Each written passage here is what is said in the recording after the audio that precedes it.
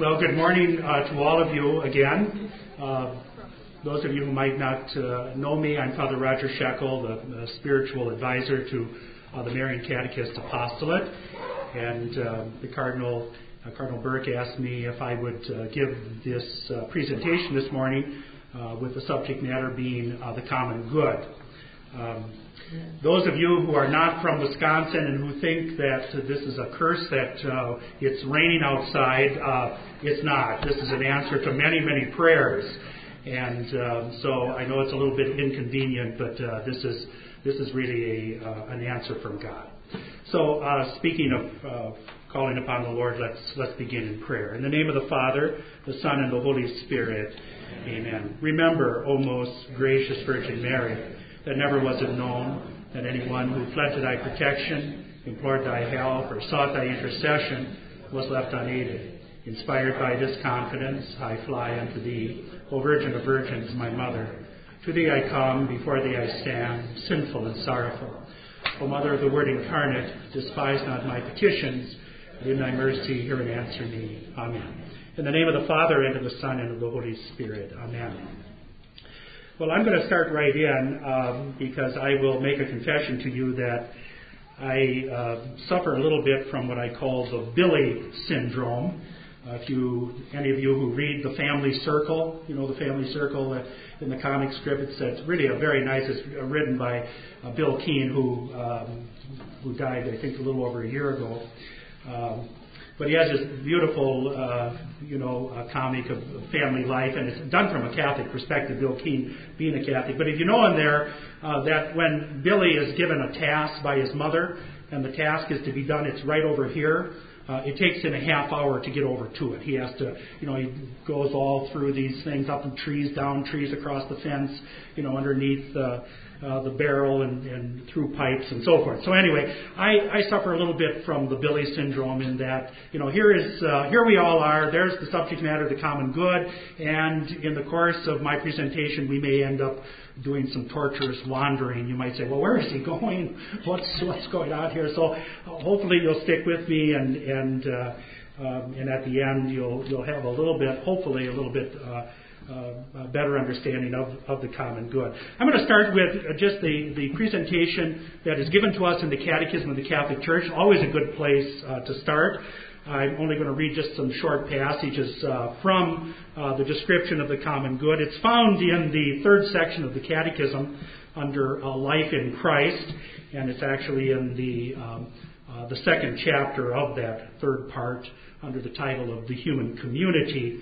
And in paragraph 1905 and 1906, I quote, here's what the Catechism states: "In keeping with the social nature of man, the good of each individual is necessarily related to the common good, which in turn can be defined in reference to the human person." That last line, in reference to the human person, is going to be important in terms of the methodology that I use in this morning's presentation. And then the Catechism goes on. By common good is to be understood, and here it quotes from Gaudium et Spes from the Second Vatican Council, the sum total of social conditions which allow people, either as groups or as individuals, to reach their fulfillment more fully and more easily. Close quote. Just listening to that definition, if we can call it that, there's a great amount of imprecision that is involved in it. Notice terms like the sum total of social conditions. Well, it doesn't list what all the social conditions are. So how do you determine in a kind of an exact way what is the sum total? Or a statement like to reach their fulfillment more fully and more easily. Well, more fully, more easily, somewhat relative terms, not real exact. And it's precisely because of this inexact languages or inexact terms used to describe the common good that many commentators will say that the common good cannot be definitively defined. It can be described, it can be talked about, but it kind of defies a very, very precise definition. But be that as it may, I'd like to consider the common good from what I pointed out to you, that perspective of that first sentence in paragraph 1905, that the common good is to be understood in reference to the human person. I think it's a good place to begin. So it's going to begin our reflection on the common good, of what is involved in it, with what we might call in philosophy, a philosophy of man.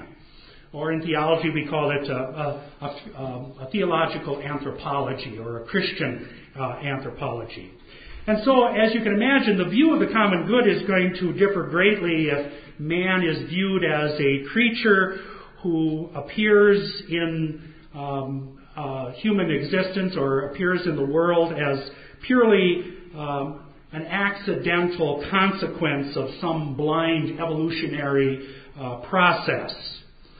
That is a worldview that is very much alive and well, a view of the human person, that we are just simply kind of historical accidents as human beings. Distinguish that view of man from a Christian view that our origin and our being is a consequence of divine intent and divine generosity, that we are creatures that are endowed by our Creator with intellect and will so that we can flourish physically, morally, and spiritually.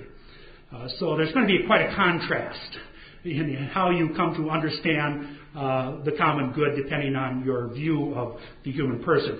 For example, if you take that first view that we are just simply the product of kind of these an accidental, blind evolutionary process, the common good is going to be viewed primarily in terms of a kind of a utilitarian calculus. And that's very often how people today, kind of in the secular setting, understands the common good. The greatest good for the greatest number of people. And it's kind of a utilitarian notion. Now, as Catholics, as Christians, we do not subscribe to that kind of reductionist view of the common good, as we will see. Now, there's many things that can be considered when reflecting on the nature of the human person.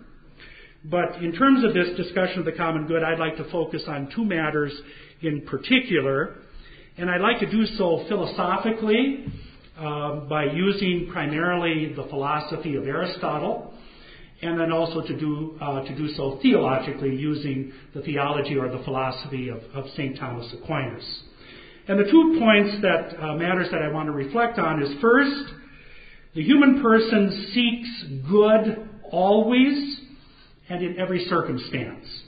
In other words, the human person is orientated toward what is good. Both the ultimate good, which we will see, of course, is God for the Christian, as well as proximate goods that exist here in our midst as we live out our life in society. And then secondly, I'm going to take up the matter that the human person is social by nature. In other words, one cannot be truly human without living in relationship with others. So the fact that we are social beings, of course, is going to affect the understanding of the common good. So let's go back to that first consideration. The human person seeks the good always and everywhere. Now, this is a philosophical truth or principle that has its beginnings in Greek philosophy, especially Aristotle. And just to situate Aristotle a little bit, he's born just about 400 years before the incarnation of our Lord, 400 BC. He was a student of the great Greek philosopher Plato. He was the tutor of Alexander the Great. Now, Aristotle developed a philosophy of man that we might say, which is quite exalted. Aristotle came to his conclusions about man from natural observations. And I'm just going to go a little bit on a tangent here. But there is a pristine quality to Greek philosophy that other philosophies do not possess. And that's because Greek philosophy is first philosophy. It's the philosophy that's done first in the history of philosophy. And what makes this observation important is that Greek philosophy is not responding to something that has gone before it. There is this kind of pristine quality to it. For example, Christian philosophy or medieval philosophy, which is primarily dominated by Christian thinking, it has to take into account Christian revelation. It has to take into account the fact that God has become man and lived among us and has redeemed us through the Paschal mystery. So the fact that that has taken place is going to affect one's philosophy of man, which of course it does. And then in terms of modern philosophy, if you know anything about modern philosophy, it really is written in reaction to, in a very critical reaction to classical philosophy and Christian philosophy or medieval philosophy.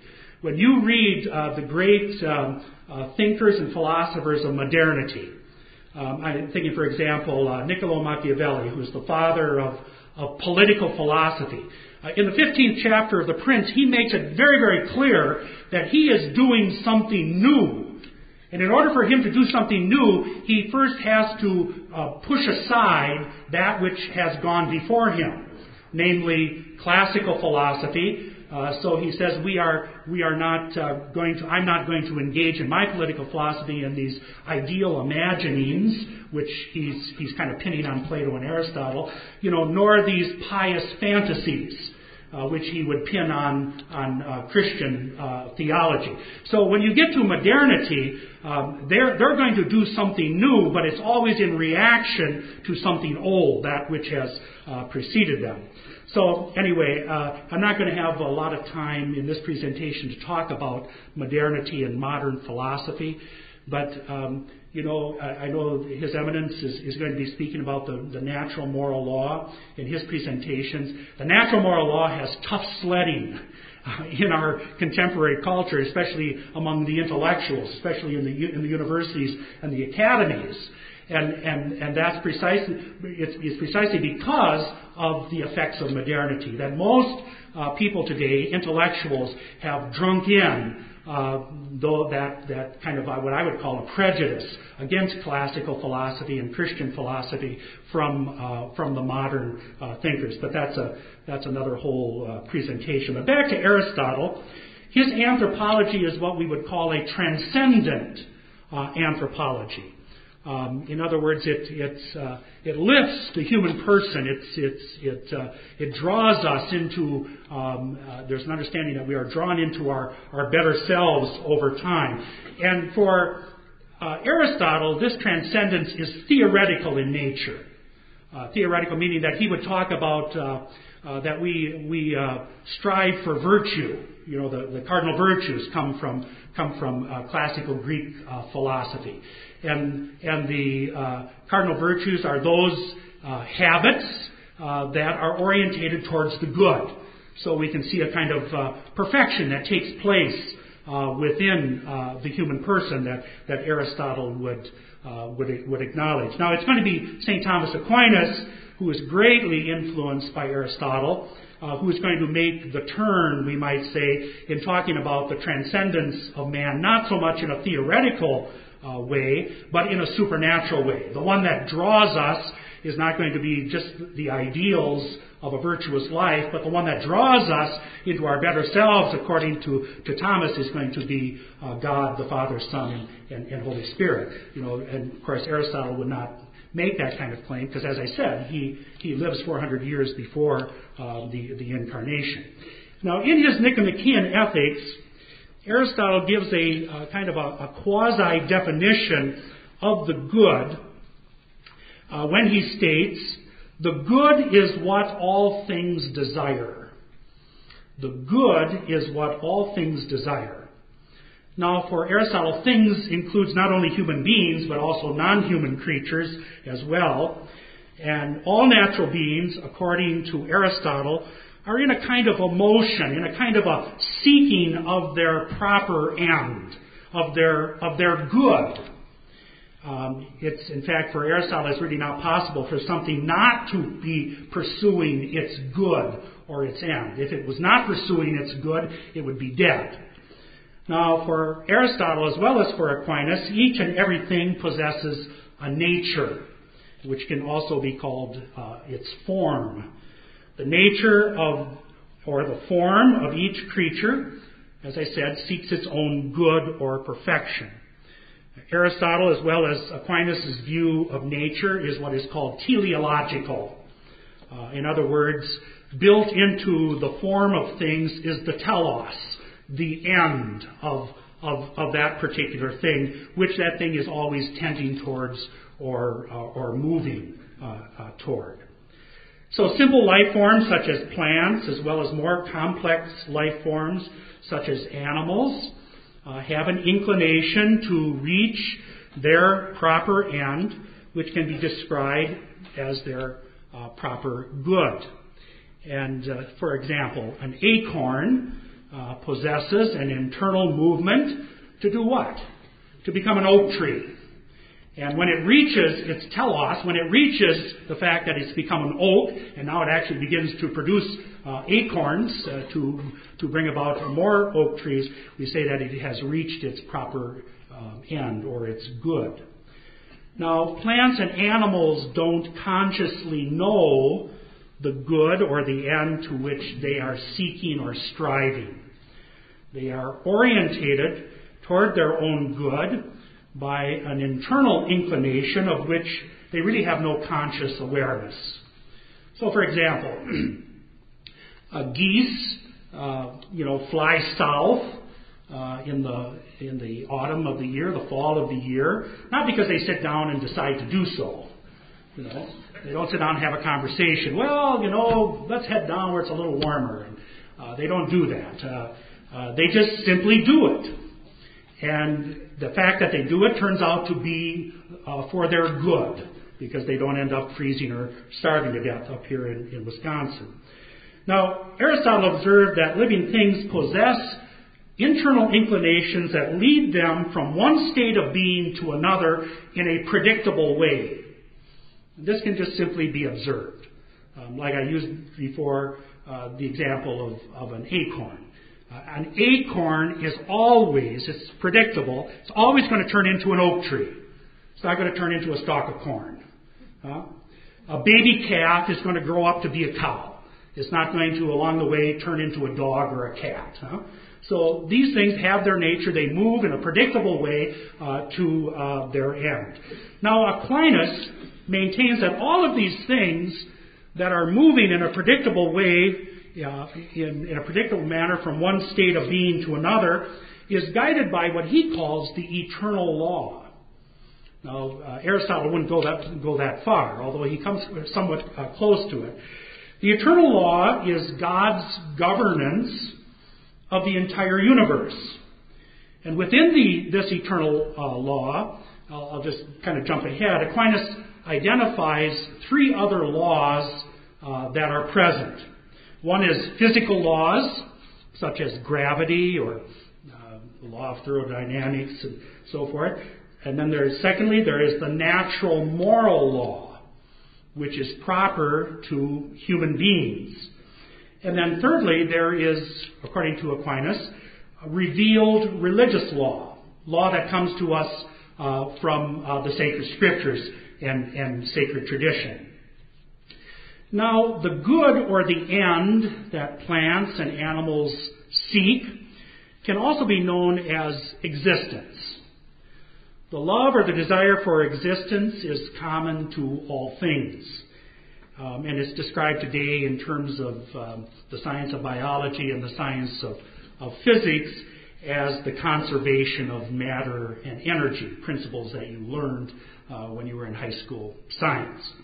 Now, we're able to observe that material things seek to continue in existence, and they resist their own destruction or annihilation. St. Augustine observed that even a stone seeks its own existence, in that it resists when you step on it. However, living things do not merely resist annihilation, they seek to grow and to reproduce.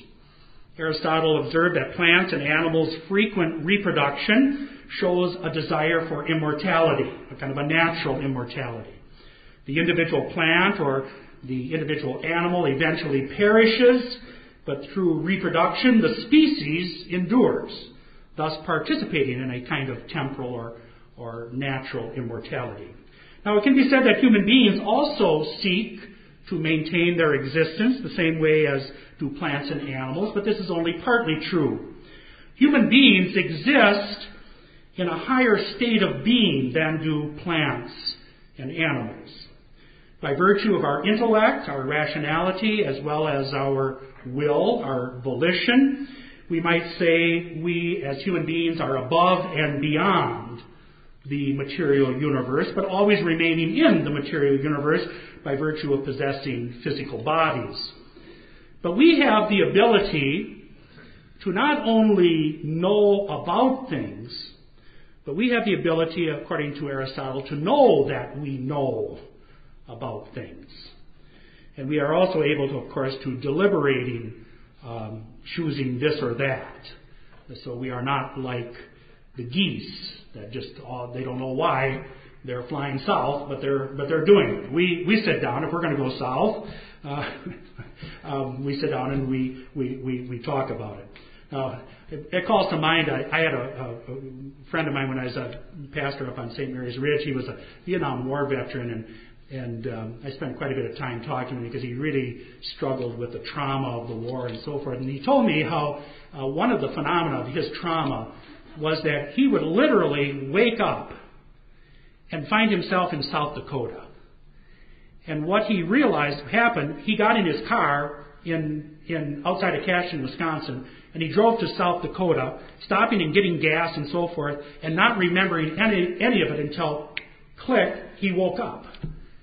And this was something that happened to him. So, but we're not talking about that because we're talking about a person, who experienced trauma and so forth. But also we are able to remember in such a way that, in terms of remembering, which is really a very high spiritual faculty, we are able to, through the use of our imagination, we can transport ourselves mentally into the past. And in a certain sense, we can relive the past experience while at the same time knowing that we are in the present. So these phenomena, Aristotle reflects on all of these things, these spiritual operations, we might say, of the soul. And Aristotle there points out that there is a spiritual dimension to the human person, which distinguishes us from the lower forms of life, of plants and animals. And this point has to be underscored, the fact that we human beings participate in these spiritual matters, these operations of the soul, because when considering the common good, in reference to what kind of a human being the human person is, the common good is going to have to respect these immaterial or spiritual realities that are part of our makeup, as well as the material dimensions of our life. Now, our human existence is not merely a material existence, that of filling up space in a material world with flesh and organs. The fullness of our human existence begins to be realized when our powers of intellect and will are directed to the highest and the greatest good, what Aristotle terms as the suum bonum, the highest good. The suum bonum is what Aristotle calls the eudaimonia, which is translated from Greek into happiness, which for Aristotle, the eudaimonia, or happiness found in this life, the greatest happiness, was realized in and through the philosophical life. And to be able to think carefully and deeply about various natural realities that constitute the natural world, but also, but in particular, to understand how the human intellect, in Greek is the word nous, how nous investigates, how our minds investigate things in the world, beings in the world, as well as being itself. This is the highest activity of the human person. This is where true happiness is found for Aristotle. Not only do we observe that things participate in being, animals and plants and ourselves, but Aristotle goes a step further. He said, what is being in and of itself? What is being qua being? And of course, that is an entry into metaphysics. And of course, Aristotle writes, one of his books is Metaphysics. So what our intellects are able to detect, according to Aristotle, is actually a kind of divine or ultimate nous that is present within the forms of all things, making them intelligible to the human intellect. Aristotle reflects on this. He says, you look at around things, things are knowable. Things possess intelligibility, and nous, our minds, are able to match up with this, and we are able to know things as they are because they possess intelligibility. Where does this intelligibility come from? Now, when you get into the modern thinkers, like Immanuel Kant, Kant's going to say, well, there's no really objective reality out there. What mind does, what nous does, it imposes structure on reality. And so the human mind kind of dictates everything. There's no such thing, or it's questionable, whether there's really objective realities that have their own intelligibility. For Aristotle, this is in fact the case. Things possess intelligibility. Where does that come from? Well, he doesn't talk so much about he doesn't talk about God, but he's aware that there's something transcendent. He can't put his, he won't say it comes from the gods, but he knows that there's something substantial there. And of course, this is going to be delineated, when it comes to Thomas Aquinas, that something is in fact a personal God. Now, this participation in this good, to be able to think, to be able to apply your intellect to things, is something that's common to everyone. According to Aristotle. So here we find a common good, something that we all are able to participate in, although everyone may not be able to participate in it equally. Not everyone has the capability of doing philosophy, as Aristotle does philosophy. So the Greek philosophers were always prone to the criticism that they were elitists. And it didn't have to do with the fact that they walked around and puffed themselves up. It's just that their intellect had capabilities to be able to think deeply about these realities. While, ordinary person who's out, carving wood or, making a boat or milking cows and so forth, doesn't find that all that interesting. They participate in these realities without knowing what they are or investigating into them. But the philosopher is the one who is able to know these things and these things that are going on a very, very deep and profound level. Now, it's going to be St. Thomas, as I mentioned, that when his suum bonum is not going to be the intellectual life, but it's going to be the beatific vision. And that's not dependent upon the capacity of the intellect. That's dependent upon God's generosity, God's grace. So you can have a person who has very little intellectual activity in their life, and who can participate in the greatest good of the Christian life, namely to be able to see and know and love God face to face. Now, one of the things that I just want to point out to you, that all that I've been talking about in terms of Aristotle and the good, and that we have a tendency towards our to a proper end and so forth, all of this comes from rational inquiry, as well as the observance of natural realities. And the point to underscore here is that it's possible to talk about the spiritual dimensions of the human person in a serious and substantial way without having to make immediate reference to God, to the Christian God, without having to make immediate reference to revelation. That we can understand ourselves in a very sophisticated and deep way without initially saying, the first thing that comes out of our mouths, we were created by God, in His image and likeness. Now, why is that important? Because today, in order to have a discussion with rationalists and secularists, atheists, which are becoming more and more, a significant amount of the population, in order to have a discussion with them, if you lead off with God, they're going to turn their back. They're going to walk away. But if you start talking about the things that I was talking about, that we have a propensity towards the good, we can know what is good for ourselves. We move towards there. There's a deeper way of thinking and so forth. You've got a chance. You've got a chance, to begin to have a dialogue with those kind of people.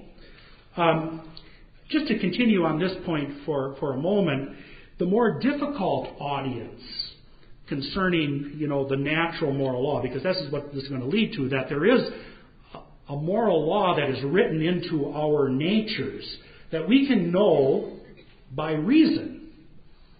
The revelation is going to back up what we find in terms of ourselves by a rational reflection, but we can actually come to an awareness that we want to be treated. If we want to be treated good, we need to treat other people good.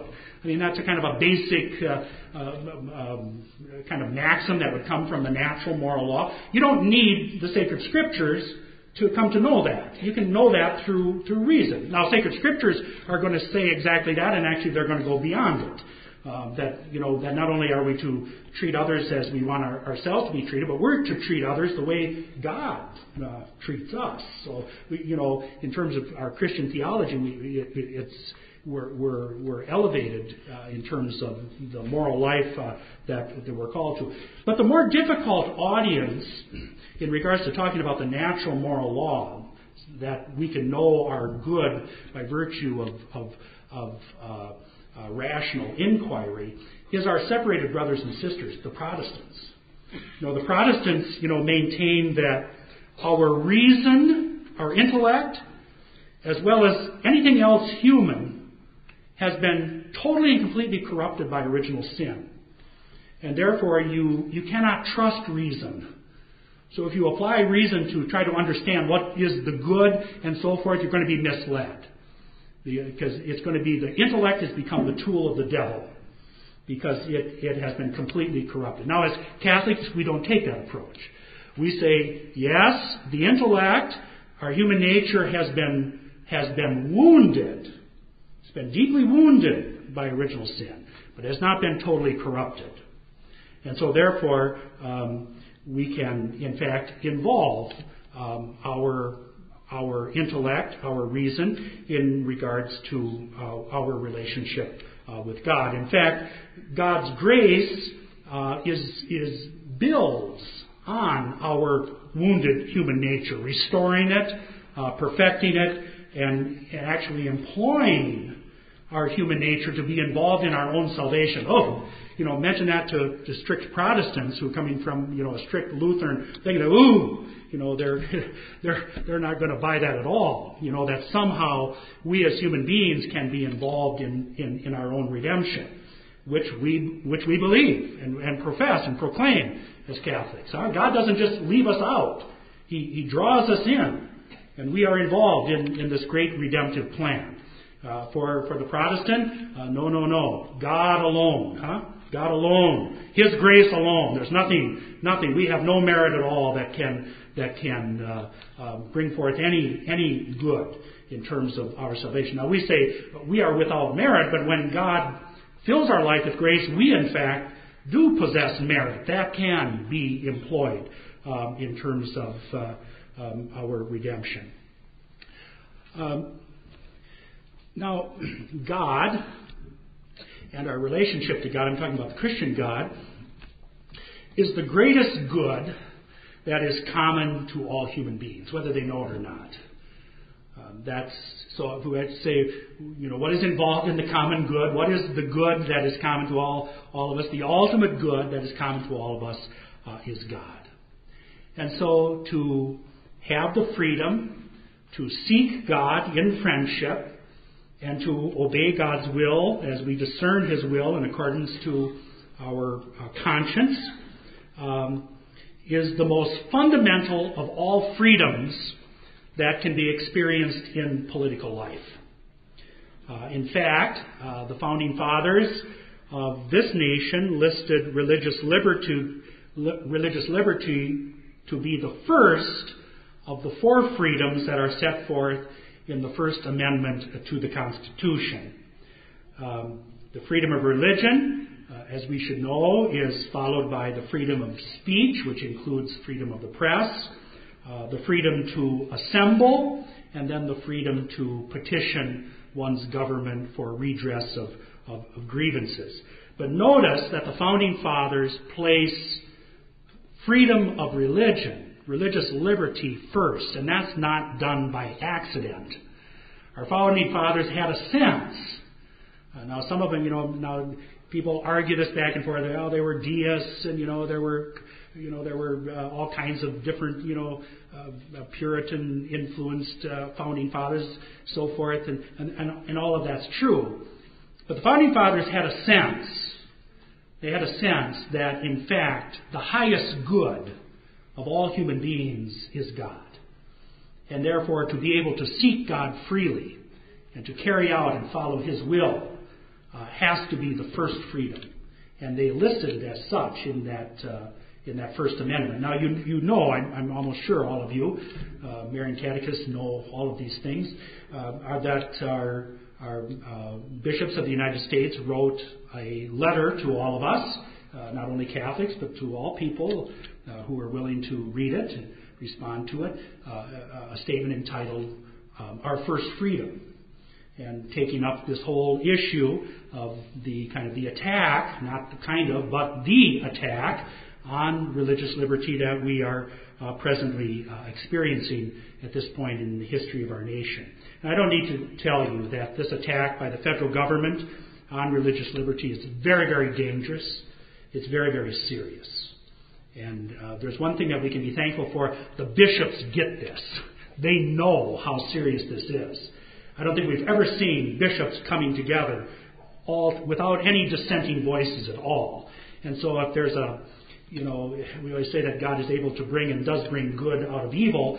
If there's good that's being brought out of this evil, I think it can be found in that our bishops have come together as one mind in opposing and standing up to this. Now, with that said, I want to move on to the second consideration that is present in our philosophy of man or in our theological anthropology, and that being that the human person is social by nature. To make a firmer point about this, one cannot be truly human unless one is living in relationship with other human beings.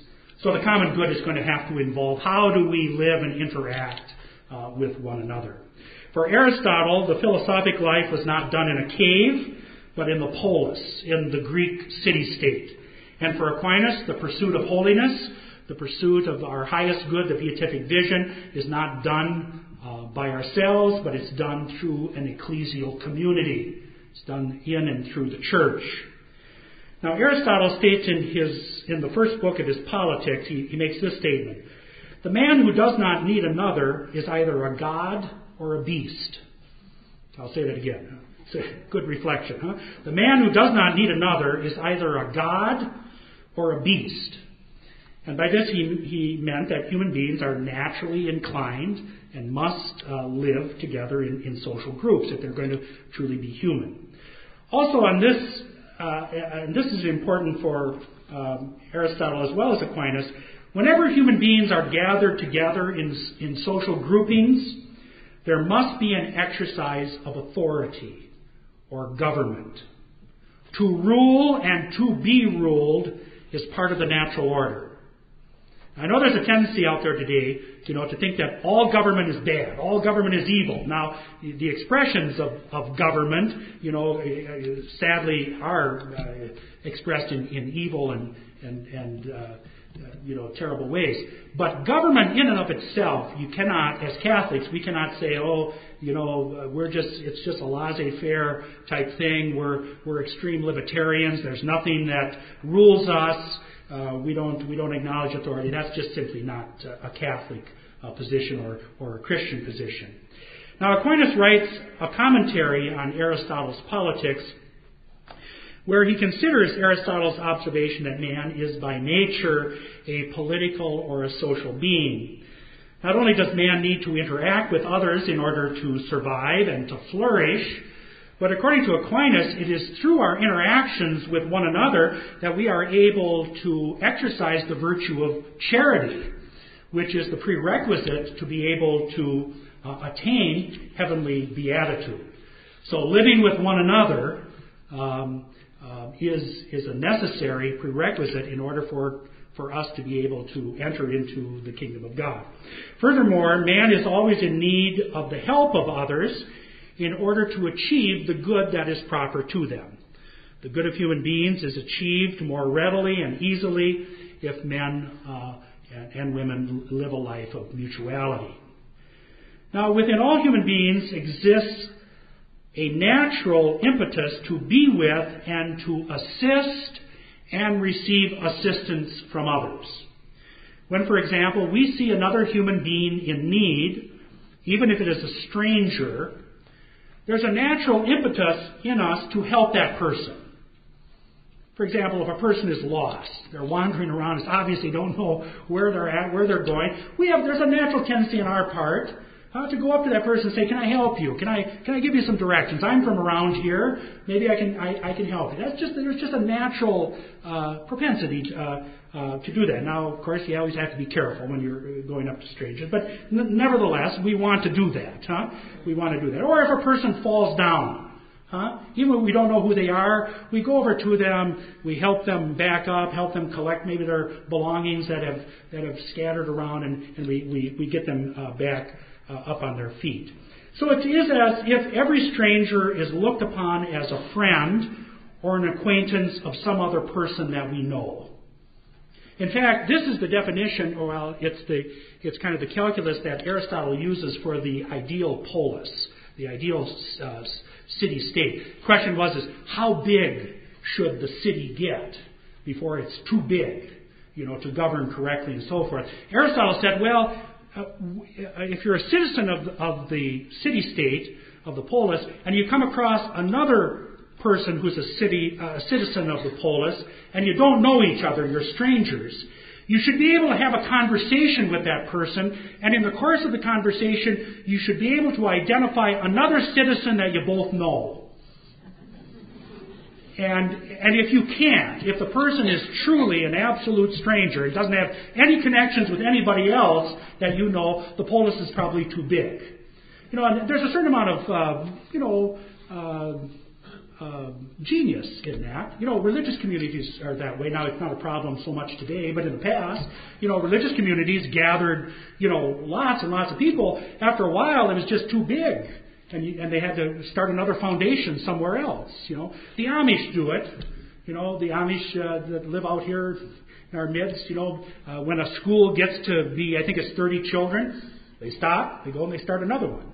Because it's just too big. But anyway, that actually, is a good principle that actually comes from Aristotle. And furthering our understanding of the common good in terms of man's social nature, there are what we might call secondary goods that are common to all human beings.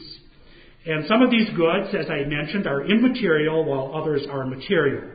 And these goods are necessary in order for the common good of the social order to flourish. The goods that are immaterial are of such a nature that they are not diminished when they are shared with others.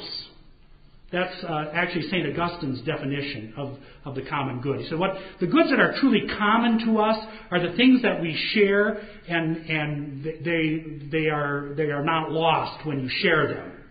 So examples of this would be peace, or knowledge, or sharing in a common language. You speak the common language by sharing it with others, teaching other people your language. The language isn't diminished. There's plenty to go around for everybody. Also, too, an appreciation of art and music, athletics. These kinds of spiritual goods are essential for the common good of every society. And they contribute to a culture that is authentically human, in which the human person is able to develop as a human individual, and by which the social groupings are able to develop corporately in an authentically human manner. Now, we always must keep before us when we are talking about the common good, that the common good has to allow the individual to flourish as well as society or the social reality, the corporate reality, which is made up of many, many individuals. That has to be able to flourish as well. So there are material or corporal goods which contribute in an essential way to the common good, such as the production of food and fiber and shelter. Also included would be individual ownership of land and other forms of capital, including money. Unlike spiritual goods already mentioned, these material goods diminish when they are shared with others. So that distinguishes them from the spiritual goods that are part of the common good.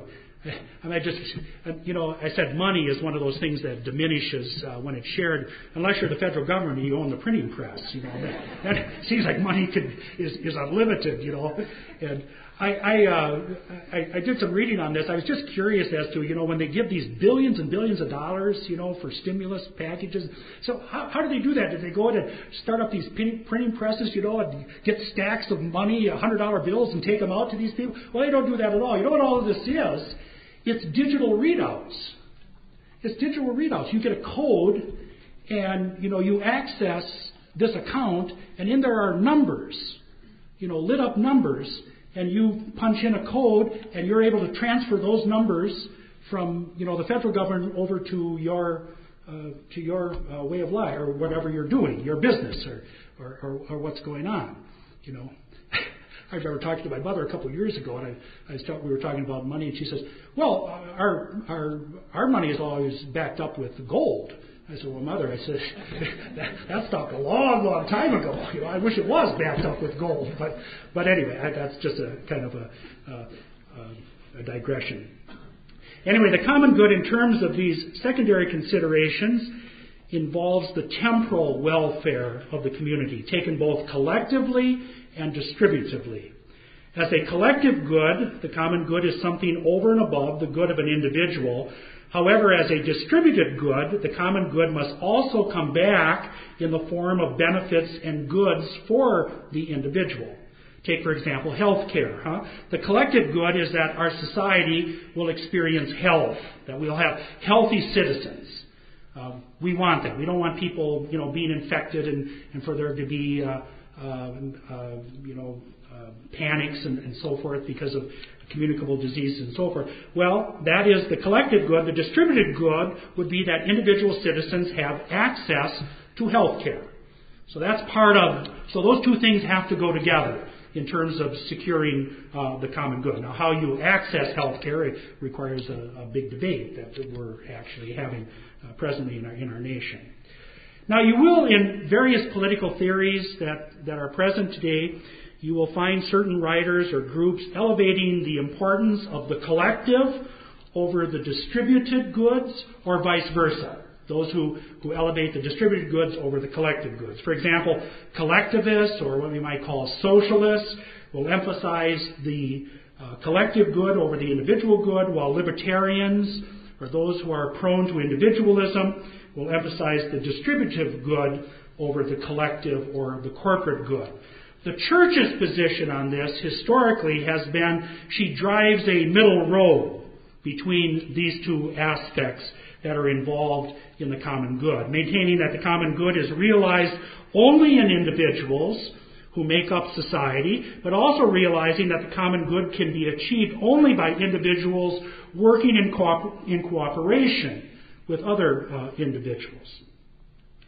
Now, one such reality that obviously involves the cooperation of individuals and that is essential to the temporal common good is the family. Without the union of male and female, there can be no new human life. And without their further partnership in the bond of marriage, that new life cannot develop properly into a human person. So at the very source of society that seeks and promotes the common good, there must be a respect for marriage and family life. And then I mentioned this earlier, but it needs to be emphasized that safeguarding and promoting the common good in a political society is the primary task of government or political authority. In fact, according to the Catholic understanding, according to the Church's understanding of the common good, political authority only receives its legitimacy insofar as whether or not it uses its authority to secure and promote the common good. So any law that might be promulgated by a political authority that would, for example, allow a legal attack on innocent human life or work against the stability of marriage and the family forfeits its legitimacy to exercise authority in that society. It's a rather radical statement, but the Church makes that statement, that you as a political authority undermine the common good of society. You are illegitimate. You are exercising that authority illegitimately. Now, along with the family, there are other groups that we need to just mention. There are intermediate institutions or groups that are essential if the common good is to flourish in civil society. And the political authority must always respect and encourage these intermediate groups. Examples would be, of course, the church and other religious institutions, various professional and labor organizations, various educational institutions, fraternal organizations, both ecclesial and civil, as well as like ethnic heritage groups, and meant to mention only some of them. These intermediate groups are very, very important in terms of the common good and for a free society. So the common good is best served when these intermediate bodies are able to secure the good of their own members without interference by the central political authority, which has a tendency to want to dominate and to control all aspects of society. That's the nature of bureaucracy. It just wants to grow. It's got tentacles, and it wants to grow and keep growing and keep growing. And when the political authority does this, when it allows itself to enter into all aspects of society, it undermines the common good, and it violates the fundamental principle of governance that is essential to the common good, that being the principle of subsidiarity. Now, the principle of subsidiarity is championed throughout the social teaching of the Church. It maintains that the authority that is most local should be the authority that is employed. So, for example, if there's a decision to be made or a major problem in the city of La Crosse, where do you go first? Well, you go to the city council. You start there. If the city council can't take care of the problem, where do you go next? You go to the county board. If the county board can't settle it, then you go to the state of Wisconsin. The state of Wisconsin can't do it then, and only then do you go to the federal government. Actually, we find Jesus teaching the principle of subsidiarity in the Gospel of Matthew when he talks about, if you have a grievance against your neighbor, what are you supposed to do? Well, first of all, you're supposed to go to them. Try to work it out, the most local thing. If you can't do that, then you go and get a couple of other people, and then you try to talk it out with a group of people. And if that doesn't work, then what do? You refer it to the church, to the elders in the church. So you can see Jesus himself teaching this principle of subsidiarity, which in fact has important social implications. Now, the common good is best secured and promoted by a political authority or government that is limited. Limited government is what the Catholic Church proposes. And of course, this is becoming a grave problem in our nation at this time, the encroachment of the federal government on almost all aspects of society. The most important role that the political authority or government has in securing and promoting the common good is the promulgation of just laws. And I've already mentioned three kinds of law: the eternal law, the natural moral law, and the revealed religious law. And there is another kind of law that comes forth from man, which is known as positive law, more commonly referred to as civil law. And Carol, I see you inching forward. And so I'm aware of the time, and I only have just a little more, just one page, and so we'll get up to Mass, hopefully on time. So. You look like you were, like the way I stalk a deer, this way you were coming.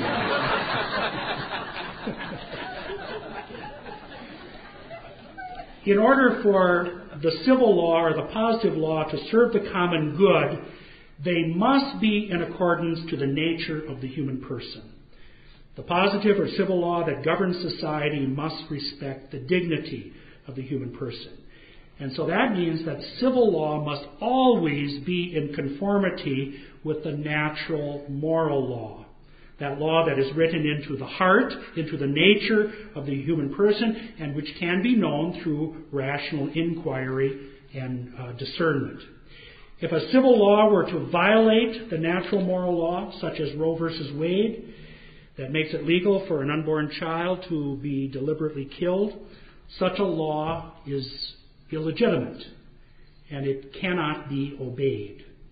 And there are some that maintain that an unjust law, a law that violates the natural moral law, a civil law that violates the natural moral law, is actually no law at all. And so you are not actually disobeying the law, because the law really has it's a fiction. It doesn't really exist. But if you're going to act on that, I suspect when they put handcuffs on you and take you away for breaking the unjust law, you'll realize that while it's a fiction, theoretically it in fact has weight in society. And I'll just conclude with this, because this now leads into the natural moral law, which His Eminence will be speaking about later. One of the best historical proponents of the natural moral law is Martin Luther King.